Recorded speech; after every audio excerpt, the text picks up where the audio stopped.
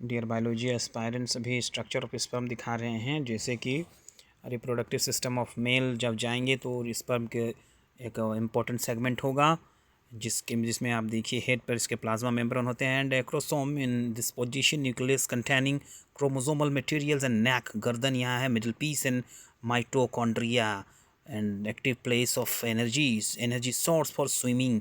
देखिए माइटोकॉन्ड्रिया के बारे में कहा गया है, एनर्जी आपके जो एनर्जी के सक्रिय स्थल हैं ये, तो energy source for swimming mitochondria and tail यहाँ देख सकते हैं। हेड का पोजीशन देखिए, एक फर्टिलाइजेशन के लिए जो यहाँ पर बताया गया कि ह्यूमन के mail educate about 200 to 300 million sperms during the coitus in which for normal fertility at least 60% sperm must have normal shape and size and at least 40% of them must show vigorous motility।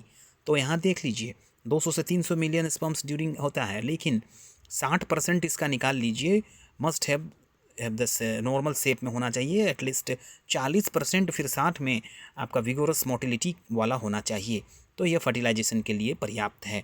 तो यहाँ देख लीजिए semen क्या कहा गया, the seminal plasma along with the sperm constitute the semen and the oogenesis। You will see here the process of formation of the mature female gamete is called oogenesis and oogonia is here।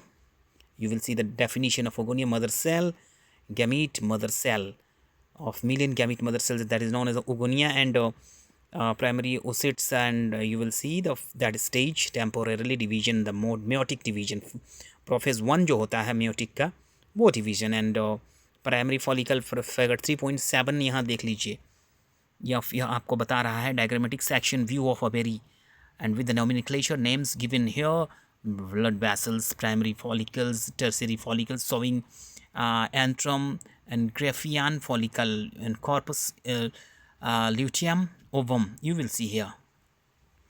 अब दिखा रहे हैं आपका, देखिए यहाँ देखिए puberty only 60,000 primary follicles are left in each ovary.